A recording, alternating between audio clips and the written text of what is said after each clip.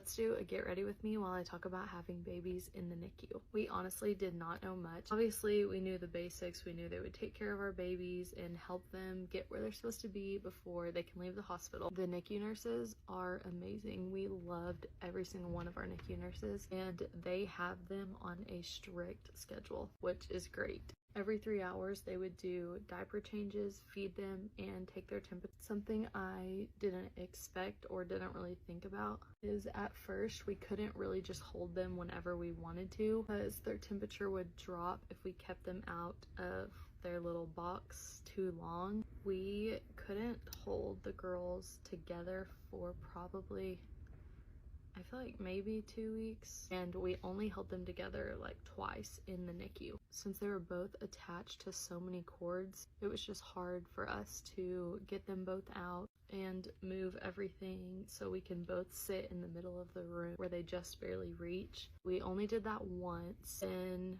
the next time we held them together, Parker got out about 3 weeks before Carson did, so we held them together then because only one was attached to cords and different things. But we only did that once because we did not want Parker to somehow get something and give it to Carson.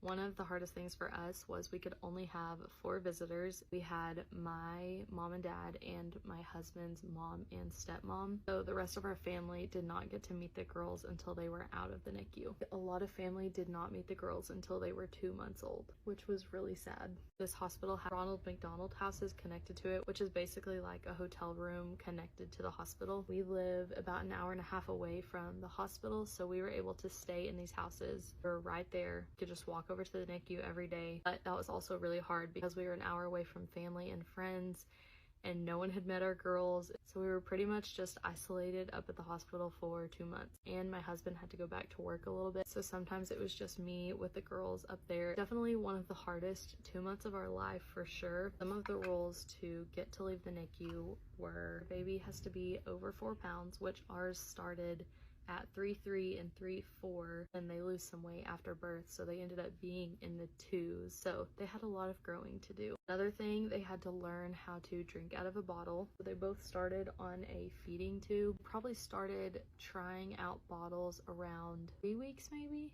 somewhere around there. It may have been like 2.5 or 3 weeks, I don't remember exactly. Go to our room, sleep through the night, and be back there around 8 at their first feed.